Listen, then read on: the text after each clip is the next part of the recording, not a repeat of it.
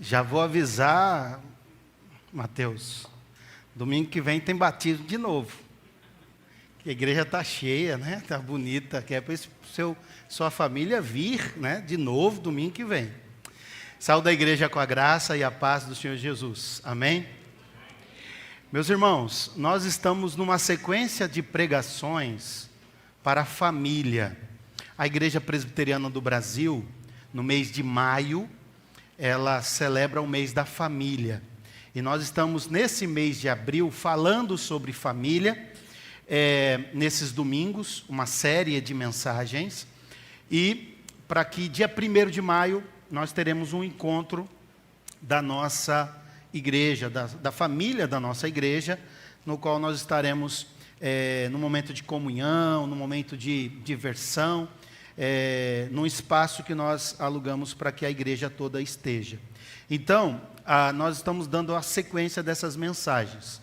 A nossa igreja tem um canal no YouTube, se você se interessar, você pode ouvir as 2 mensagens que foram pregadas pelo reverendo Bruno, que é pastor também aqui na igreja, pelo presbítero Moisés, e hoje é o 3º domingo do mês, eu estarei pregando sobre esse tema, que é voltado para a família. Desde já eu gostaria que vocês abrissem as suas Bíblias no Evangelho de Mateus. Evangelho de Mateus, capítulo 19.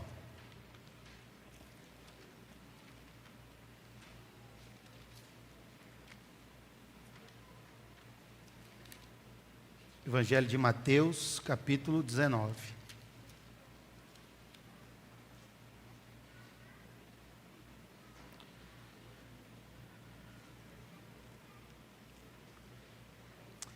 Nós vamos ler do versículo 3 ao versículo 12.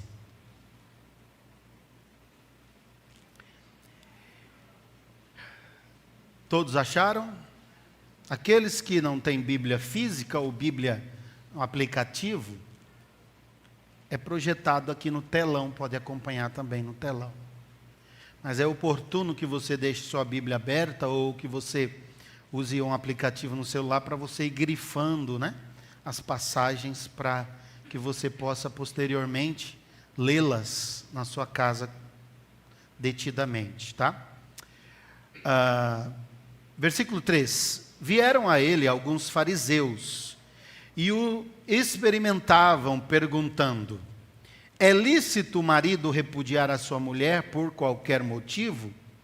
Então respondeu ele: não tendes lido que o Criador desde o princípio os fez homem e mulher, e que disse: por esta causa deixará o homem pai e mãe, e se unirá à sua mulher, tornando-se os dois uma só carne?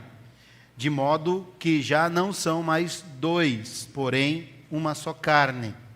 Portanto, o que Deus ajuntou, não separe o homem. Replicaram-lhe: por que mandou então Moisés dar carta de divórcio e repudiar? Respondeu-lhes Jesus: por causa da dureza do vosso coração, é que Moisés vos permitiu repudiar vossa mulher. Entretanto, não foi assim desde o princípio. Eu, porém, vos digo: quem repudiar sua mulher, não sendo por causa de relações sexuais ilícitas, e casar com outra, comete adultério. E o que casar com a repudiada, comete adultério. Disseram-lhe os discípulos: se essa é a condição do homem relativamente à sua mulher, não convém casar. Jesus, porém, lhes respondeu: nem todos são aptos para receber este conceito, mas apenas aqueles a quem é dado. Porque há eunucos de nascença, há outros a quem os homens fizeram tais, e há outros que a si mesmos se fizeram eunucos por causa do reino dos céus. Quem é apto para o admitir, admita. Amém? Que o Senhor Jesus possa aplicar a sua palavra ao seu coração. Meu irmão, eu vou falar nessa noite sobre o casamento a partir de uma perspectiva de aliança e não de contrato. O tema da mensagem nessa noite é que o casamento, nos moldes que nós aprendemos na palavra de Deus, ele é uma aliança e não um contrato. Eu quero a permissão de vocês para que vocês possam entender a partir da nossa perspectiva, daquilo que nós aprendemos com as Sagradas Escrituras. Nós vamos examinar esse texto e vamos examinar textos paralelos da palavra de Deus para nós chegarmos a essa conclusão. Eu não lhe impeço, você que está nos visitando, de pensar diferente de nós, mas eu gostaria que você se oportunizasse a perceber como é que o Senhor Deus trata esse tema na sua palavra. Eu acredito que será de muita importância para você. Meus irmãos, durante os últimos anos, de um modo geral, e nos últimos 60 anos, 70 anos, mais especificamente, tem havido uma mudança significativa dos valores fundamentais na sociedade ocidental. Nós sabemos que a sociedade se divide em oriental, asiática e ocidental. A Europa, com as Américas, é conhecido como Ocidente. Já o Oriente Médio e o Grande Oriente é conhecido como Oriente ou Orientais. E temos o continente asiático, onde ali, dentro de um contexto conceitual, eles são chamados de asiáticos, não é? Então, dentro do contexto ocidental, a visão sobre casamento mudou nos últimos 60, 70 anos de forma considerável. Posso observar aqui que tem pessoas de cabelos brancos e que fizeram parte de um tempo da história em que não se havia tanto divórcio como se tem nos tempos atuais. Havia um compromisso mais apurado das pessoas acerca do casamento, né? Então, houve uma mudança considerável nesses tempos. Tal transformação não somente impactou a sociedade na qual nós vivemos, mas também infiltrou-se na igreja. A igreja cristã, nós somos uma igreja tradicional, uma igreja protestante reformada. Essa flexibilização da perspectiva sobre o casamento, conforme a palavra de Deus nos apresenta, introduziu-se também dentro da igreja. E a principal mudança de valor que impactou o nosso entendimento sobre o casamento é esse conceito que foi alterado de um conceito de aliança para um conceito de contrato. O conceito bíblico que nós extraímos do casamento é o conceito de aliança. É uma aliança de sangue. A gente observa que esse conceito ainda está presente no Oriente. Os orientais tratam do casamento como algo indissolúvel, né? E isso é praticado milenarmente naquela cultura. Mas é pouco conhecido. Esse conceito de aliança é pouco conhecido na nossa cultura ocidental, em que pese você vai observar ao longo da exposição bíblica alguns traços desse conceito de aliança nos nossos casamentos, na forma como os nossos casamentos são celebrados aqui no Ocidente. E aí, uma aliança de sangue, ela é um acordo muito mais íntimo, muito mais sagrado, muito mais duradouro, e muito mais comprometedor, conhecido pelos homens. David Livingstone foi um missionário inglês que se aventurou nas antigas Áfricas, porque antes da África ser dividida em blocos, todo o continente era chamado de África, eles não chamavam pelo país. E nos idos dos anos 1780, 1800, David Livingstone foi ser missionário na África. E lá na África, ele saindo da Europa, chegando na África, ele percebeu o conceito de aliança de sangue. Ele estando na África, constantemente pessoas furtavam os seus bens, roubavam os seus bens. E um dia ele conversando com o nativo, perguntou para o nativo o que ele podia fazer para que os seus bens fossem protegidos, porque ele não aguentava mais ter os seus bens furtados ou roubados. Então, o nativo disse, você precisa fazer uma aliança com um grande líder da nossa região, e você fazendo aliança com esse líder, você ficará protegido. E então David Livingstone procurou esse grande líder tribal, e o grande líder tribal disse para ele, olha, eu vou fazer uma aliança com você. E toda a aliança tem uma troca de presentes.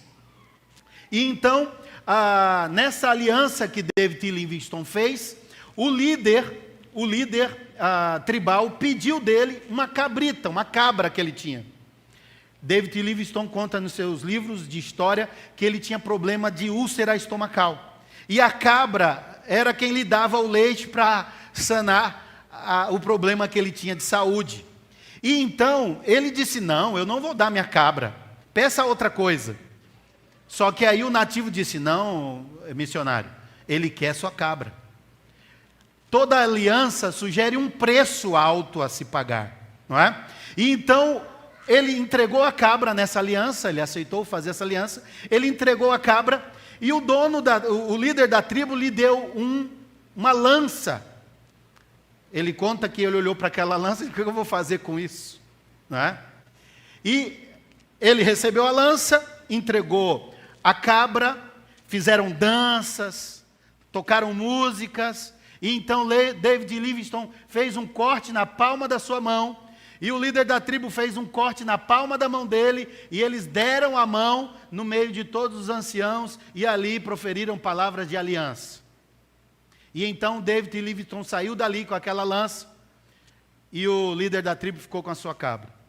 Ele chegou em casa e perguntou para o nativo, que era seu intérprete, falou, e o que eu faço com isso agora? Ele disse, você anda com ela, deixa na porta da sua casa, onde você for, você vai com essa lança, porque onde você chegar, as pessoas vão saber que tu fez aliança com um grande líder tribal. E quais são as implicações disso? O Livingstone perguntou. E o intérprete disse, olha, acontece o seguinte, que essa aliança que você fez com esse líder, significa que, aonde você estiver, aonde você for, você será protegido por ele. Não importa, todos os seus inimigos serão os inimigos dele. Todos os seus amigos serão amigos dele. Tudo que alguém quiser fazer contra você aqui no nosso país, na nossa região, enfrentará também o exército desse grande líder tribal. Aí David Livingstone quis aprofundar esse conceito de aliança e diz assim, mas e se eu quebrar a aliança com ele? O intérprete disse, não, isso não existe. Ele disse, mas mesmo assim, se eu quebrar a aliança? Ele disse, não, isso não acontece, ninguém quebra a aliança. Alguém faz uma aliança tribal, ninguém quebra. E ele disse, mas e se eu quebrar? Olha, se você quebrar, vai ser divulgado em toda a África que você quebrou a aliança com o grande líder da tribo. E você será perseguido onde você estiver, e você será morto. E matarão seus filhos, e matarão seus netos, e matarão até a 4ª geração, porque quebrar uma aliança aqui é a maior vergonha que pode acontecer a uma pessoa. Esse é o conceito de aliança, de sangue, que muitas sociedades trouxeram dentro da cultura de seu povo. E quando a gente olha para a palavra de Deus, a gente observa que o que Deus imprimiu nas suas santas letras é que o casamento tem esse poder, que o casamento ele é uma aliança assumido entre as duas pessoas diante de Deus e de testemunhas, por meio de rituais e músicas, no qual eles se comprometem, de tal forma que eles dizem que só a morte pode desincumbir a pessoa de continuar com aquela aliança. Não é assim o casamento? Não é assim que a gente aprendeu que o casamento é? Então, o casamento, a palavra de Deus apresenta o casamento como uma aliança e não como um contrato. Mas antes de nós entendermos um pouco mais sobre aliança, nós precisamos compreender o que é um contrato. Um contrato, meus queridos irmãos, é um acordo bilateral, onde duas pessoas sentam para estabelecerem cláusulas e regras de um relacionamento. E esse relacionamento, ele é totalmente dependente do que o outro fizer. Se algum quebrar esse acordo, isso implica que o outro não está obrigado em cumprir a sua parte naquele contrato. E então, o que significa é que aquela obrigação de cumprir estabelecida num contrato, que foi quebrada por uma das partes, isenta a outra parte de tal cumprimento. Então, quando alguém quebra uma cláusula contratual, as partes não estão mais ligadas àquele contrato que foi estabelecido. Já a aliança tem um conceito diferente. A aliança é um compromisso unilateral, onde alguém empenha a sua palavra de forma irrevogável, indissolúvel, válido pelo menos até a morte, onde essa pessoa assume a partir de si mesmo, não dependendo do desempenho da outra pessoa, não depende de cláusulas pré-estabelecidas e que a outra parte precisa cumprir. Não, é um compromisso unilateral, feito com a outra parte, na presença de Deus, independente do desempenho do parceiro. Então, quando os homens fazem esse tipo de aliança, eles estabelecem um compromisso mais válido do que até mesmo as suas próprias vidas, assumindo um compromisso básico nos seguintes termos: tudo que tenho é seu, tudo que sou é seu. Os seus inimigos são meus inimigos, e eu estou pronto a entregar até a minha própria vida por você, se for necessário. Esses são as palavras, ou o empenho da palavra através da relação de aliança. A aliança, ela é um compromisso irrevogável, indissolúvel, ela é inquebrável, a não ser com a morte. Estando as partes em vida, não se quebra. Essa mudança de valores antigos, que eram os valores que estavam presentes na sociedade ocidental também, e com o tempo foi sendo quebrado, flexibilizado e relativizado, é o que nós podemos ver como um dos elementos que vem destruindo a nossa sociedade em geral. Se você for pegar as estatísticas relacionadas a casamentos que são desfeitos, casamentos ou relacionamentos aventurosos, onde um homem se relaciona com uma mulher e nasce uma outra pessoa, essa outra pessoa cresce no lar sem a presença do pai, a mãe muitas vezes tem que trabalhar, tudo isso dá um efeito prejudicial de forma considerável. Se você for estudar as estatísticas, e eu não quero falar aqui de estatísticas, posso oferecer a você posteriormente, mas se você for falar de estatísticas, as estatísticas em relação a uma família em que produz filhos de um casamento destruído, onde há muito conflito, muitos problemas, a tendência dessa criança que nasce num lar assim, não concluir os estudos, não ir para uma faculdade, ou também culminar num divórcio futuramente, aumenta consideravelmente. Aumenta consideravelmente. Se você chegar hoje, eu já tive essa experiência, eu preguei muito em presídios, eu chegava nos presídios e começava a conversar com aqueles detentos, a grande maioria, maciçamente, eram filhos de pais divorciados. A grande maioria era maciçamente. Eram filhos de pais divorciados. Eu trabalhei muito na Fundação Casa, antiga FEBEM, já estive lá pregando o Evangelho algumas vezes. Os adolescentes lá, maciçamente filhos de pais separados. Então, essa mudança desse conceito de casamento, que sai do conceito de aliança para o conceito de contrato, que é o que nós temos hoje, instalado na sociedade, reproduz diversos problemas para a sociedade como um todo. Sem falar na questão espiritual da coisa. Estou falando na questão civil, na questão social da coisa. Então, se você não crê na Bíblia, e se você não crê em Deus, se você não aplicar esse conceito de contrato no seu casamento, no mínimo socialmente, você vai ter uma família saudável, com filhos saudáveis. Não é? E parece que é uma maldição, entre aspas. O camarada é divorciado, casa de novo, divorcia de novo, os filhos deles têm uma tendência a divorciar-se também. Você conhece família assim? Os pais divorciaram, os filhos cresceram, casaram e fizeram o quê? Divorciaram também. E os filhos dele divorciaram também. Parece uma maldição presente nessa cultura, nessa visão de tratar o casamento como algo supérfluo e irrelevante para uma família forte e bem estruturada. Fora os traumas que deixam nas crianças e que se tornam adultos traumatizados, infelizes. Muitas vezes não consegue dormir, muitas vezes não consegue se firmar no emprego, muitas vezes não consegue se firmar no relacionamento. É terrível. E as pessoas falam que o mundo trata o divórcio como algo muito natural. Irmãos, eu estou casado há 20 anos.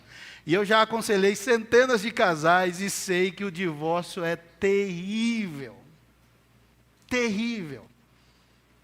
E eu posso afirmar para você com certeza, é muito mais fácil você querer restaurar o seu casamento do que você querer viver um divórcio. Porque o divórcio é muito triste, é dilacerante. Por que isso? Porque a sociedade ocidental transformou o casamento de aliança para um contrato. Você quer ver que nossa sociedade tem alguns traços do conceito de aliança? Se vocês lembrarem comigo, eu trouxe aqui o texto que é o texto tradicional que é falado por líderes religiosos em casamento.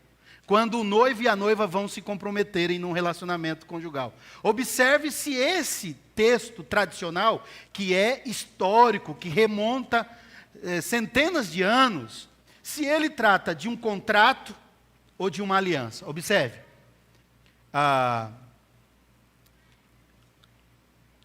Olha só o que diz o texto. Eu aceito você como minha legítima esposa, prometo amar-te, respeitar-te na alegria e na tristeza, na saúde e na doença, na riqueza e na pobreza, por todos os dias da minha vida, até que a morte nos separe.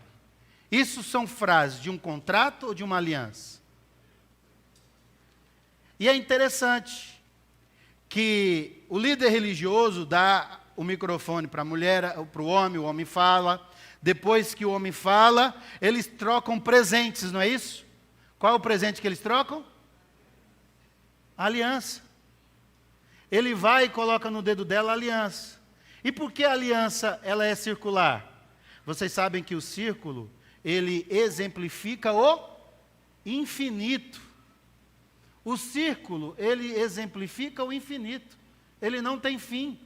Você não vê o fim nem o começo e não tem cantos. Por que uma aliança? Por que a gente não deu um frango no dia do casamento, né? Vamos casar, eu trouxe meu frango, que eu comprei ali na esquina, então por que uma aliança?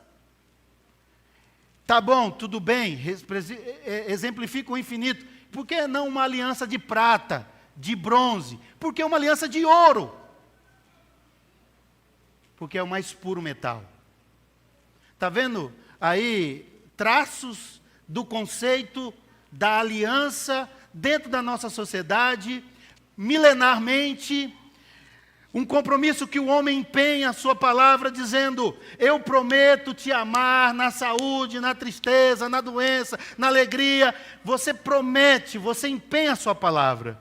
E a outra parte, do mesmo jeito, empenha a palavra dela para você. Você não está dizendo, eu vou te amar se tu me amar, eu vou te amar só se você estiver saudável, agora se você ficar doente, se você ficar gordo, com a barriguinha de tanque, né? De tanque 15 quilos, eu não vou te amar mais. né? Se você ficar careca, eu também não vou te amar mais. Não há contrato. O contrato estabelece cláusulas. A aliança não, eu vou te amar independente do que acontecer, até que a morte nos separe.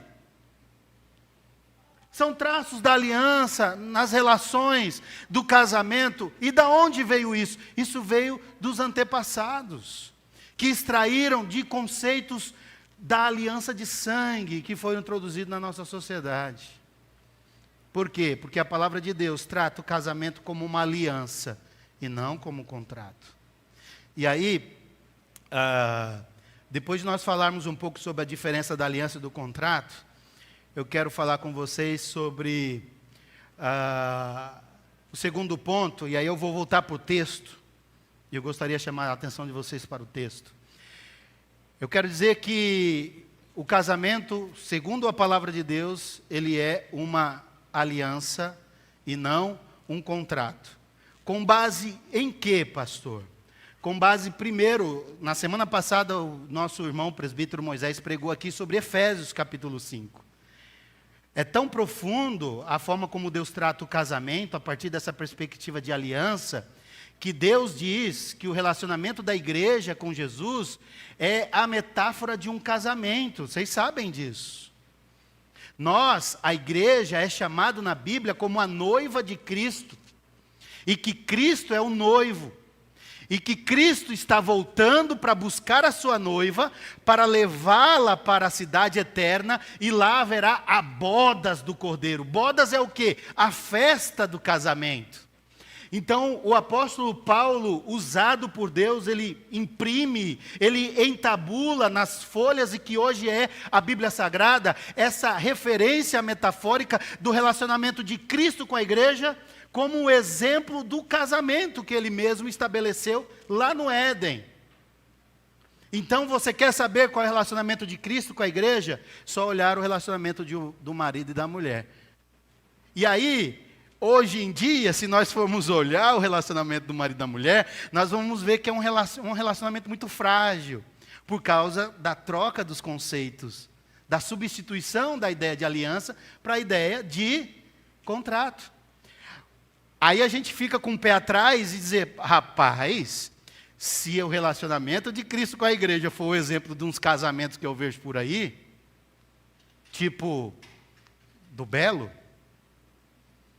estou perdido. Mas não. O que Paulo está querendo dizer, qual é o ideal de Deus para o casamento através dessa ilustração? Se Jesus fosse abandonar a noiva por qualquer erro que a noiva comete, quando é que Jesus teria abandonado essa noiva? Se Jesus fosse abandonar você por cada erro que você já cometeu, quando é que Jesus teria te abandonado como noiva dele? Mas não, ele empenhou a palavra dele. Ele diz, eu te amei. Eu morri por você. Eu dei minha vida por você. Eu estabeleci a nova aliança através do meu sangue na cruz. Essa relação de Jesus com a igreja é para nos exemplificar que da mesma forma como Jesus, ele é um noivo, que independente das falhas que a noiva cometa, independente dos pecados que a noiva cometa, ele vai honrar a sua palavra e vai cumprir a sua palavra. Da mesma forma, eu tenho que olhar para esse relacionamento e aplicar no meu casamento. E independente das falhas que meu cônjuge possa ter, das falhas que ela possa cometer, eu tenho que olhar com graça e misericórdia e sempre lembrar do compromisso de sangue que eu assumi diante de Deus e diante dessas testemunhas. É muito profundo isso. A gente não consegue compreender. É por isso que Paulo fala que o homem, o marido, tem que amar a sua esposa como Cristo amou a igreja. É pesado para os homens. Ainda mais numa época em que os homens estão se afrouxando, não é? Como disse o presbítero Moisés semana passada, é muito comum hoje a gente assistir vídeo, o camarada está com a sua esposa, vem um bandido armado, ele joga a esposa na frente e corre. Já viu esses vídeos, né? Isso é amar a esposa como Cristo amou a igreja? Se dedicando a ela, se doando a ela, até as últimas consequências? Até a morte? Eu tenho certeza que não teria mulheres infelizes se nós homens aprendêssemos a amar as nossas esposas como Cristo amou a igreja. Porque a igreja não é infeliz com Cristo. É muito forte isso. Aí eu quero entrar nesse texto. Numa relação de aliança, já entendemos a diferença de contrato e aliança. E que a palavra de Deus aplica ao casamento, conceito de aliança. Mas numa relação em que o casamento se fundamenta nos termos da palavra de Deus, como sendo aliança, não pode haver, repito, não pode haver espaço para o divórcio. Não pode haver espaço para o divórcio. E aí, eu chamo a atenção de vocês para duas interpretações. A gente vai ler os livros de eruditos da teologia reformada. Nós vemos duas interpretações acerca desse texto, capítulo 19. Nós vemos a primeira interpretação que diz o seguinte: é a interpretação que aponta que a única possibilidade de divórcio é o adultério, ou seja, o adultério dá o direito para a parte inocente pedir o divórcio. E há uma segunda interpretação. A segunda interpretação diz que o que Jesus está dizendo aqui não autorizou o divórcio em caso de adultério, mas sim nos casos de relações sexuais ilícitas. É importante nós pararmos um pouco, olha para a palavra de Deus, olha para o versículo 19. Observe o contexto em que essa palavra está sendo dita. Vieram a ele alguns fariseus e os experimentavam, perguntando, versículo 3. E os experimentavam perguntando, é lícito ao marido repudiar a sua mulher por qualquer motivo? Você que lê a Bíblia, percebe-se que tem um grupo de pessoas contra quem Jesus trava diversos embates teológicos. Esse grupo se chama fariseu. O tempo todo os fariseus queriam pegar Jesus em alguma falha, em algum erro, né? E então, mais uma vez, o texto é claro, Mateus registra isso, que os fariseus vieram experimentar Jesus. Vieram fazer perguntas para Jesus de tal forma que, se Jesus respondesse de forma errada, eles teriam um motivo para acusar Jesus de ir contra a lei de Moisés. Certo? E o que eles queriam era isso, achar um erro em Cristo, em Jesus Cristo, para que ele pudesse ser condenado legalmente pelo erro que ele cometeu. Então, a pergunta que esse grupo, os fariseus, faz é lícito o marido repudiar a sua mulher por qualquer motivo? Essa pergunta, meus irmãos, ela nos leva a tentar buscar as informações por trás dessa pergunta. E aí a gente chega à história da formação ideológica desse grupo de pensadores do tempo de Jesus. Existiam nesse tempo duas escolas filosóficas, Shammai e Hillel. A Shammai era uma escola um pouco mais tradicional, mas a escola de Hillel era uma escola mais progressista. A escola de Hillel é a origem dos fariseus, dizia assim, você pode repudiar a mulher por qualquer coisa. Se ela queimar o arroz, se ela queimar o feijão, se ela não faz comida direito, se ela é uma pessoa insuportável, né? Se ela, em vez de usar o creme dental, apertando do fundo do creme dental, mas aperta no meio, isso é motivo de você se divorciar, não é? E é verdade, tem gente que chega por aconselhamento e diz assim, eu não aguento mais viver com ele. Por quê? Porque eu já falei várias vezes como é que se aperta a pasta de creme de dente e ele sempre aperta no meio. Mas eu já disse para ele que é do começo que tem que apertar a pasta de dente.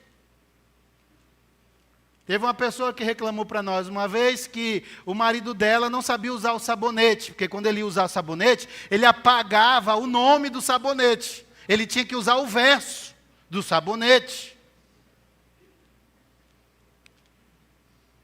Então, se ele fosse do tempo de Jesus e fosse lá perguntar para os fariseus se era lícito divorciar, pode divorciar, porque sua mulher não sabe usar o sabonete. Não é? Então, essas duas escolas tinham esses dois pensamentos. Shammai era um pouco mais retraído, um pouco mais tradicional, mas mesmo assim tinha um pensamento equivocado, dizendo que autorizava, e aí eles iam explicar quais eram os motivos que autorizava o divórcio no tempo de Jesus. Mas aí Jesus, ele dá uma resposta. Qual a resposta que Jesus dá? Vamos voltar para o texto. Então respondeu ele: não tendes lido? Para onde Jesus leva esses ouvintes? Para a palavra de Deus. Você não está lendo? Ou você não já leu? Você não tem lido que o Criador, desde o princípio, os fez homem e mulher, e que disse: por esta causa, deixará o homem pai e mãe, e se unirá à sua mulher, tornando-se os dois uma só carne. De modo que já não são mais dois, porém, uma só carne. Portanto, o que Deus ajuntou, não separe o homem. Jesus mostra qual é o plano original de Deus para o casamento. Esse é o plano original de Deus. Ele manda aqueles fariseus, que eram líderes religiosos, ele manda eles para a palavra. E o que a palavra ensina? Ensina que o homem deixa pai e mãe, e é interessante isso no casamento judeu desse tempo, que o homem saía da sua casa, ia em direção à casa de sua noiva, e lá pegava a sua noiva da casa do pai dela e trazia ela para casa, para sua casa, e então os dois estavam ali celebrando o ritual do casamento, e quando ele chegava na casa dele, tinha um grande banquete, uma grande festa, e eles celebravam a festa do casamento. E tinha o sangue, né? No contexto judaico, é importante lembrar disso, que no contexto judaico, o lençol das núpcias tinha que ser guardado e entregue ao pai da noiva. Porque naquela relação sexual, a mulher iria sangrar, iria manchar o lençol branco, feito de linho, e esse lençol era entregue ao pai. Porque se o marido, querendo dar uma de malandro, dissesse: olha, ela não era mais virgem, então ele podia denunciá-la. E o pai tinha o lençol da noite de núpcia como prova de que isso não era verdade. Quer saber isso? Abra sua Bíblia em Deuteronômio.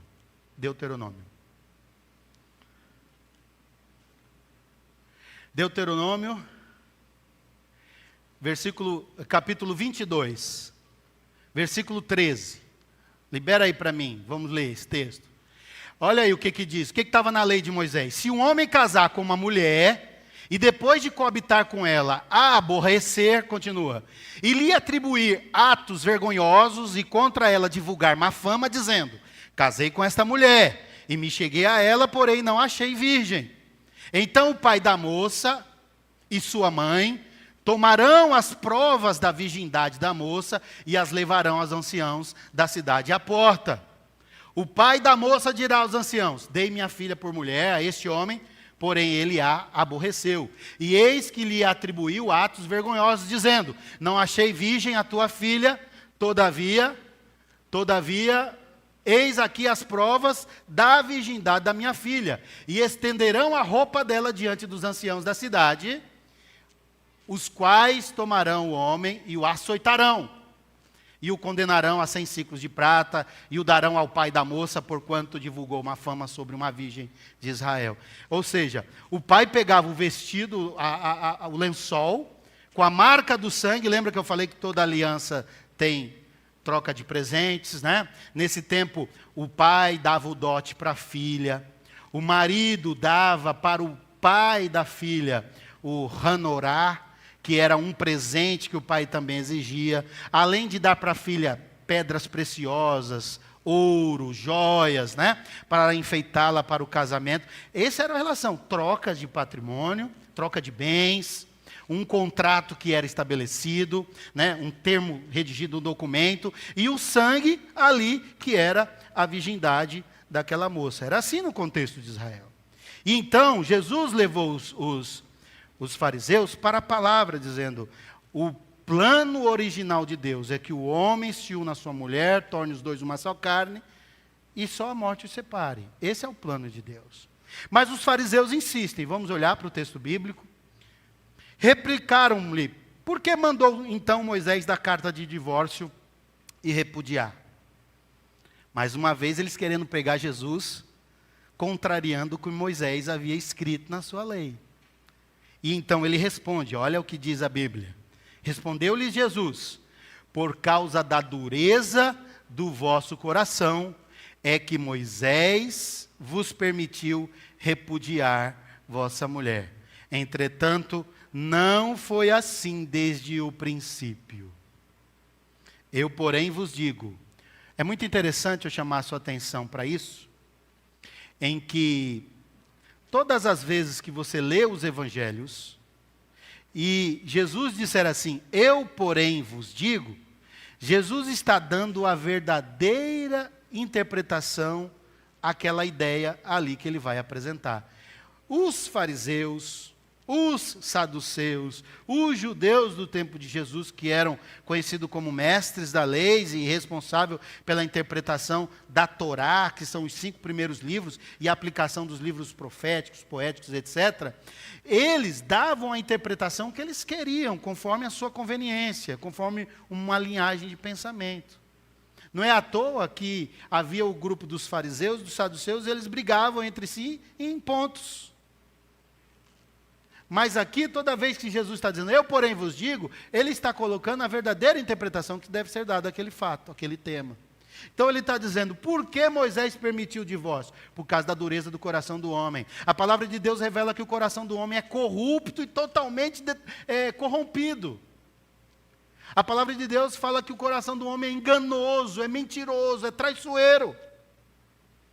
A palavra de Deus fala que o coração do homem é cobiçoso, é ganancioso. E Jesus está dizendo, sabe por que Moisés permitiu que vocês se divorciassem? Por causa da dureza do coração de vocês. Por causa do pecado, da natureza caída do homem, é que Moisés permitiu o divórcio. E onde foi que Moisés permitiu o divórcio? Só ler lá em Deuteronômio capítulo 24, você vai ver que Moisés, ele vai falar sobre o divórcio ali. Né? Ele vai falar sobre o divórcio ali em Deuteronômio, capítulo 24. Mas nós não vamos ler esse texto agora, porque o nosso tempo está se exaurindo. Tá? Jesus continua, irmãos. Olha para o texto sagrado. Eu, porém, vos digo, quem repudiar sua mulher, não sendo por causa de relações sexuais ilícitas, e casar com outra, comete adultério. E o que casar com a repudiada, comete adultério. Então Jesus estabelece aqui um tema muito sério, que hoje em muitas igrejas não é pregado, porque esse conceito de contrato se instalou nas igrejas. E é muito comum você ver até pastores no 3º casamento, no 4º casamento. Mas no princípio não era assim. Não é o que Jesus diz? Esse não é o plano original de Deus. Você quer viver em qual plano? No seu plano? No plano da cultura? No plano dos homens ou no plano original de Deus? Em qual plano você quer viver? O plano original de Deus é que o homem case uma vez só, una-se com a sua mulher. Se o homem morrer, se a mulher morrer, os cônjuges estão livres para casar novamente. E o que Jesus está dizendo aqui, irmãos? É muito importante nós percebermos o grego aqui, 2 palavras, para a gente elucidar essa ideia. O segundo pensamento eu falei, a segunda interpretação, é que o adultério não é razão para divórcio. Por que não é? E eu vou explicar aqui, vou ver se o tempo vai dar. Senão vocês vão ter que vir domingo que vem para concluir a explicação. Tá bom? 2 palavras no grego, é porque a gente lê aqui no português, está traduzido para o português. O português, ele num certo sentido é uma língua complexa, sim, mas ele é muito limitado. As palavras muitas vezes não explicam a intensidade do que está sendo dito. Né? O grego e o hebraico, que são basicamente as línguas nos quais foram escritos os originais bíblicos, eles são uma língua mais poderosa. Quem lê, entende. Lê a palavra, já sabe o que está querendo dizer. Né? Então aqui nós temos 2 palavras. Quando Jesus fala, eu porém vos digo, quem repudiar a sua mulher, não sendo por causa de relações sexuais ilícitas, tem uma outra tradução, a corrigida, que fala por prostituição.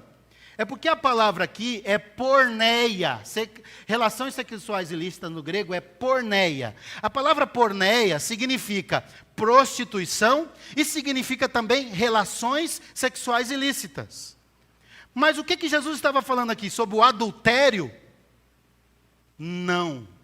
Porque a palavra no grego para adultério é marqueia. A palavra marqueia aqui no grego significa adultério.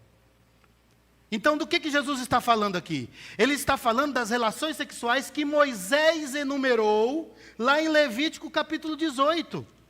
Só nessas relações que são feitas de forma ilegal, ou seja, contra a lei de Moisés, que se permite o divórcio.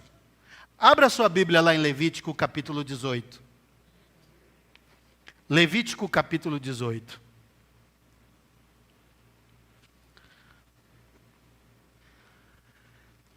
Achou aí?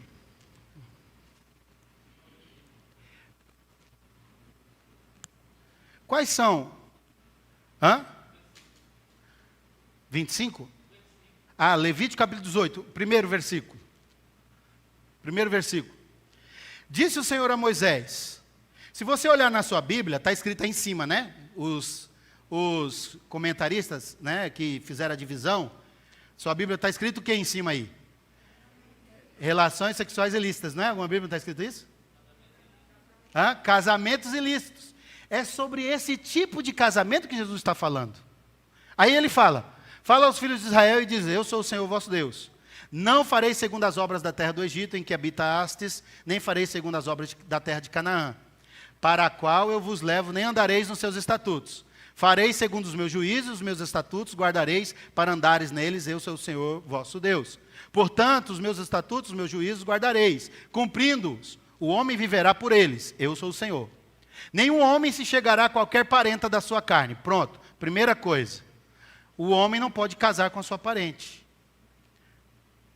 Esse é um casamento que Jesus diz que tem que ser divorciado. Continua, para lhe descobrir a nudez. Não descobrirá a nudez de teu pai, ou seja, a filha não pode casar com o pai. O filho não pode casar com a mãe.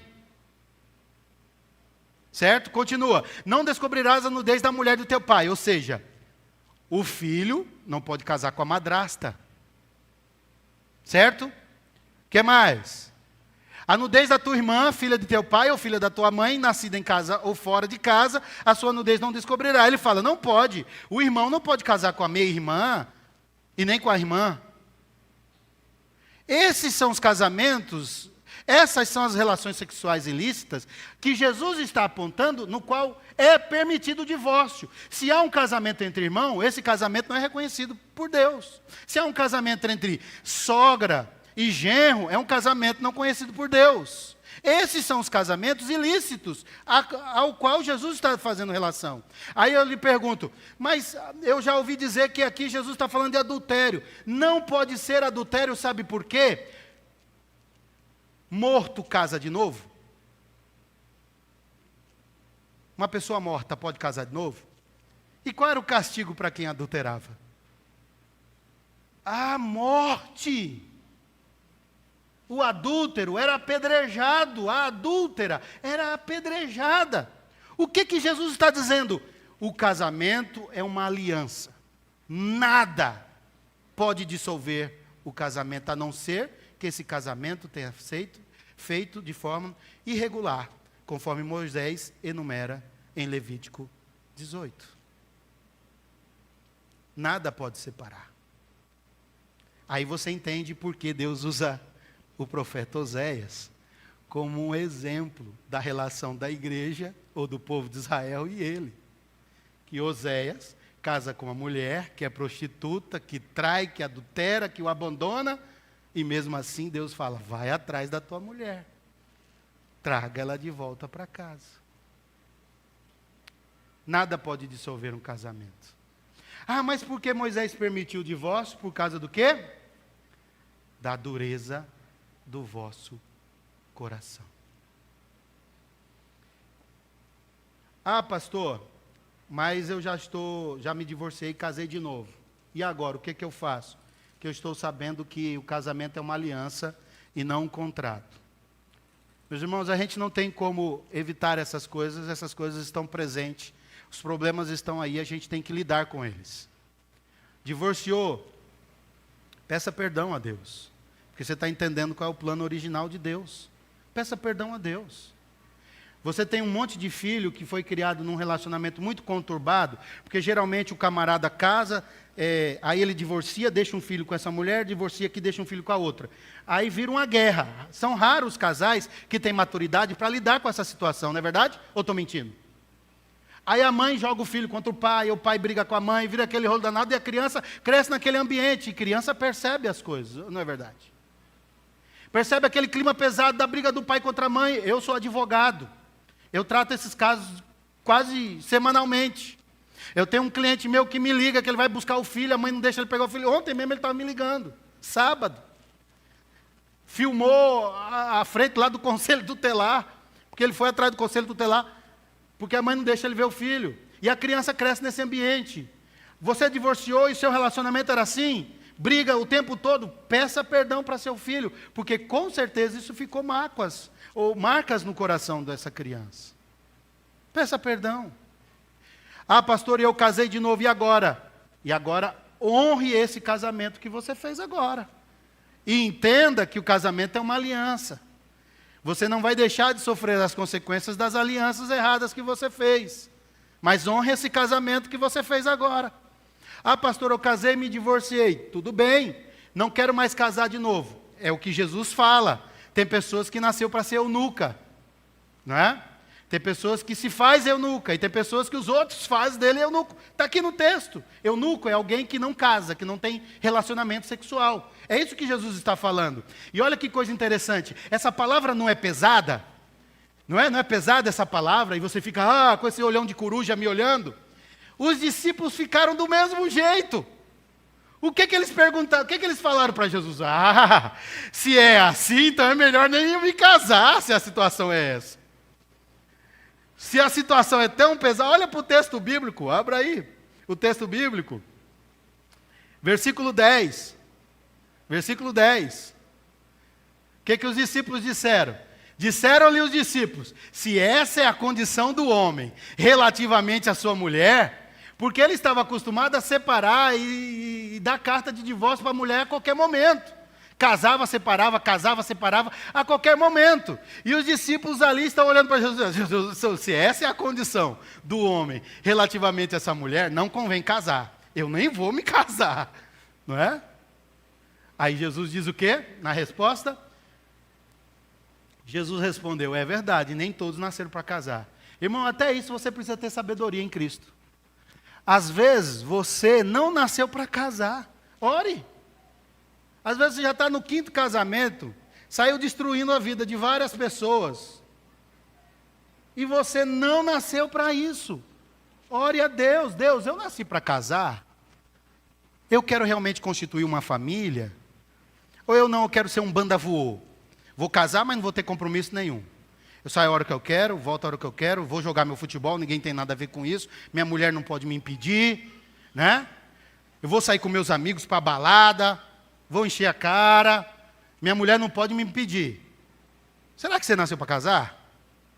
Se o casamento denota a ideia de aliança, de compromisso, de honrar, de proteger, de cuidar do seu cônjuge, você está preparado para isso? Por isso que os discípulos se assustaram. Não, então se essa é a verdade, então eu não posso divorciar de forma nenhuma, então é melhor não casar. Jesus, nem todo mundo nasceu para isso. Nem todo mundo nasceu para o casamento. E aí, meus irmãos, o que a gente aprende com isso? Pastor, divorciei, estou no 3º casamento, o que eu faço? Meu conselho. Aí é meu conselho. Peça perdão a Deus, peça perdão aos seus filhos, peça perdão ao seu cônjuge. Eu fiz errado, mas a partir de hoje eu vou honrar o meu casamento. Aconteça o que acontecer a partir da perspectiva da aliança, e não mais de um contrato. Não entendi. O Jesus não está dizendo que é? Mas aí você tem que assumir as consequências, né, filho? Assumir as consequências desse pecado, né? E Deus há de agir com graça. Ah, pastor, eu me divorciei e não quero mais casar. Amém, você não vai casar mais. Sirva ao Senhor. Fique para o Senhor. Amém? Joia.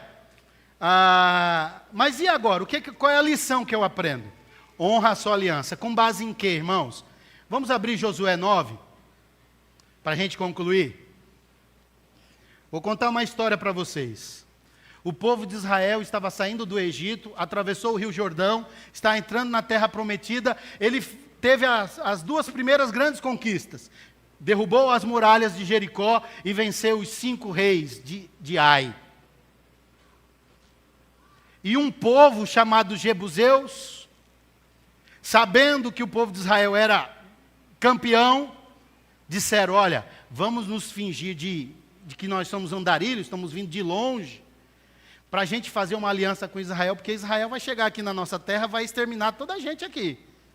Então os jebuseus se vestiram de saco velho, sandália velha, foram se encontrar com Josué e fizeram uma aliança. Olha o que diz lá, volta lá para aquele texto.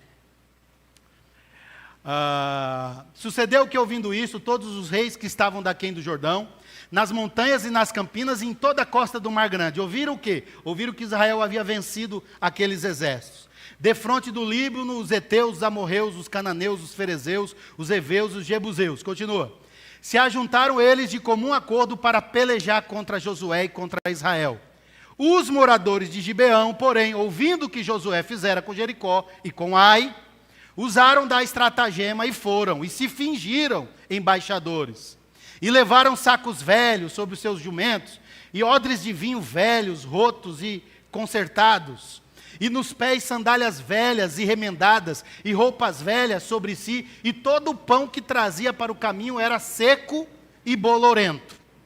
Foram ter com Josué ao arraial, a Gilgal, e lhe disseram, a ele e aos homens de Israel: chegamos de uma terra distante, fazei, pois, agora o quê? Aliança conosco.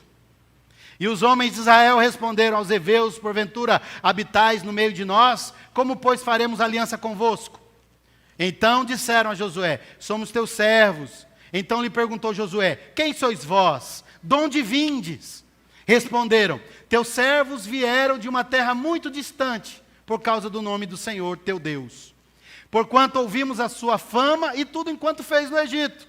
E tudo quanto fez aos 2 reis dos amorreus que estavam da além do Jordão. Seom, rei de Esbom, e Og, rei de Bassã, que estava em Astarote. Pelo que os nossos anciãos e todos os moradores da nossa terra nos disseram: tomai convosco provisão alimentar para o caminho, e ide ao encontro deles e dizei-lhes: somos vossos servos, fazei, pois, agora aliança conosco. Este nosso pão tomamos quente das nossas casas, no dia em que saímos para vir ter convosco. E ei-lo aqui, agora, já seco e bolorento. E estes odres eram novos quando os encheram de vinho. E ei-los aqui já rotos, velhos.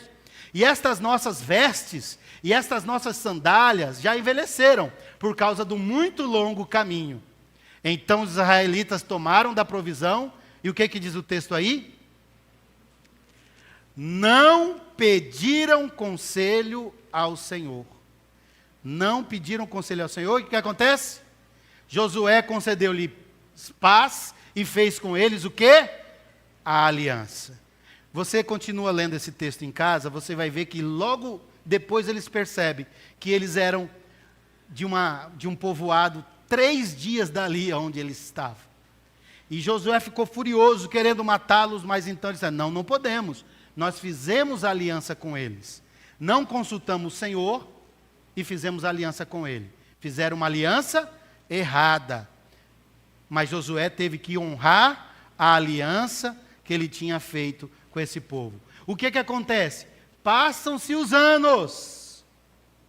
Saul se torna rei de Israel. E Saul, no momento de loucura, ele entra no arraial dos jebuseus e mata um monte, homens, mulheres e família dos jebuseus. E os jebuseus reivindicam a aliança que tinha feito com Josué.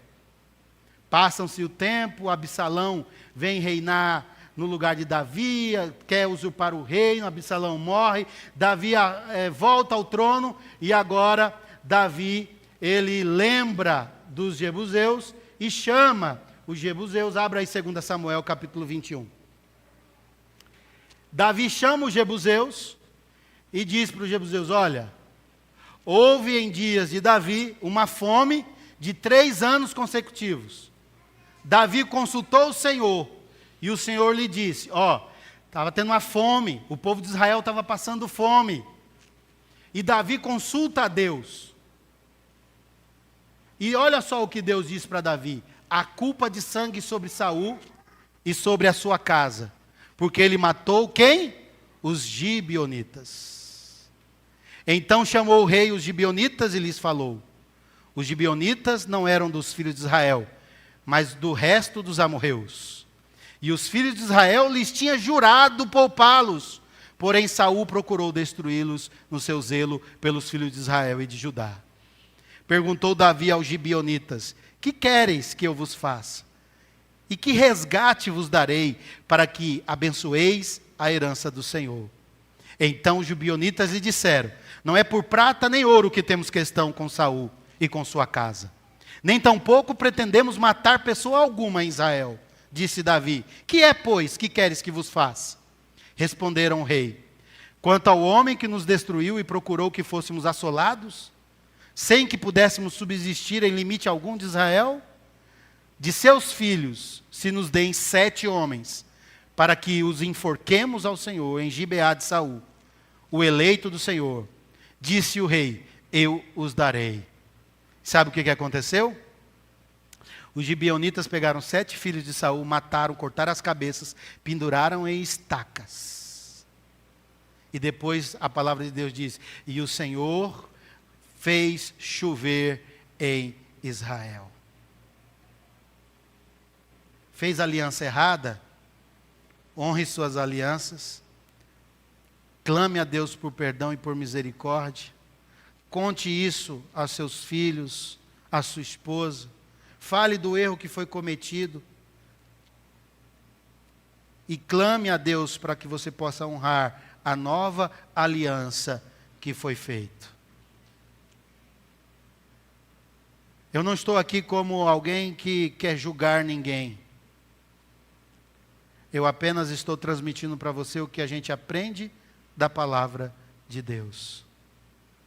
Se a palavra de Deus alcançou seu coração e tem algo na sua vida que precisa ser transformado, a partir dessa perspectiva de um casamento, não conforme o mundo, não conforme o ocidente, mas conforme o que Deus traz na sua palavra, então que você possa sair daqui e aplicar a palavra do Senhor à sua vida. Amém?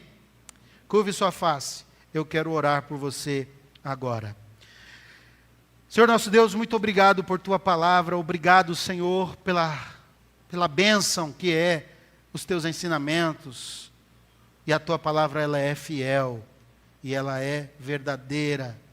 E ela é imutável. Ó Deus, perdoe os nossos pecados. Perdoe as nossas falhas. Perdoe as nossas dívidas. Tende misericórdia do seu povo. Nós erramos o tempo todo, nós cometemos pecados o tempo todo. Tenha misericórdia de nós. Ó Deus, restaure os casamentos que estão ruídos.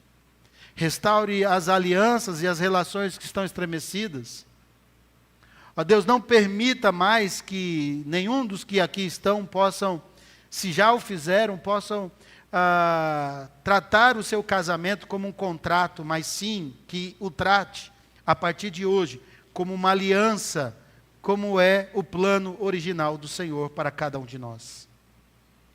E nos ajude, Deus, a tua presença é fundamental, porque nós sozinhos jamais conseguiremos amar, honrar o nosso cônjuge, como o Senhor planejou. Porque o pecado destruiu tudo, o pecado destruiu todas as relações. Inclusive, destruiu essa célula, que é a célula mãe da sociedade, que é a família. Enquanto ele puder destruir os filhos, destruir os casamentos, implantar nos casamentos a divisão, a contenda, a briga, isso estará sendo um serviço em prol do reino do mal. Mas nós, em Cristo, temos esta palavra que é fiel e verdadeira, que podemos mudar essa história. Cada um de per si, em seu casamento, pode hastear uma bandeira dizendo: aqui não haverá jamais divórcio. Aqui não haverá jamais quebra da aliança. porque eu sei que o plano original de Deus é que eu e meu cônjuge sejamos um. E um até que a morte nos separe. Ó Deus, esteja presente nos nossos lares, nos nossos casamentos. É isso que nós te pedimos, em nome de Jesus. Amém e amém. Meus irmãos, estamos num momento muito importante, além do ponto mais importante do culto a Deus, que é a exposição das Sagradas Escrituras. Hoje nós vamos celebrar também um dos sacramentos da igreja. Observe que a igreja presbiteriana, como eu disse, é uma igreja tradicional, reformada, e nós temos uma linha teológica. Nós acreditamos que a Páscoa que os judeus praticavam, não mais praticamos como os judeus praticavam, porque a Páscoa foi substituída pela Santa Ceia do Senhor. E também os judeus praticavam a circuncisão. Os judeus, todo macho de 8 dias, eles faziam uma operação, a fimose, que nós chamamos de fimose. Por uma questão de saúde, sobretudo, como um sinal da aliança de Deus com o seu povo. As mulheres não eram circuncidadas nessa época, porque os homens representavam as mulheres. O pai representava as filhas, o marido representava a esposa. Então as mulheres, elas não eram circuncidadas. Então, no Antigo Testamento, essa era a prática da circuncisão. E no Novo Testamento, o que a igreja instituiu? O batismo. E da mesma forma como a circuncisão era a ingressão daquele judeuzinho na família da aliança, o batismo, para nós, a ingressão dessa semente santa, desta criança, na bênção da nova aliança. Então, quando o pai traz o filho ao batismo, o que ele está dizendo? Eu quero que o meu filho também faça parte de todos esses benefícios que estão presentes na aliança que temos com Cristo. E aí o pai traz seu filho para o batismo. Observe, o batismo não salva. A nossa teologia é clara nesse ponto. Mas os pais, crentes, trazem os seus filhos pequenos para o batismo, porque eles já são salvos e entenderam a bênção da aliança que alcança. Como disse o profeta Joel, é para os pais, para os filhos, para os anciãos, é para toda a família. Então, os crentes em Cristo trazem o seu filho para o batismo, porque é a inclusão desta criança na família da aliança. Amém? Da mesma forma que um judeuzinho circuncidado não era sinal de que ele realmente seria um judeu piedoso. Mas os pais assumiram o compromisso de ensinar aquele judeuzinho, ensinar a Torá, não é? E então, da mesma forma, o batismo, ele é o selo da nova aliança. Um ritual da nova aliança. E aprove a Deus que Mateus e Bia, carinhosamente chamada de Bia, estão trazendo o seu filho, servo do Altíssimo, semente santa, Timóteo, para apresentar para o batismo. Pode vir, Mateus, Bia.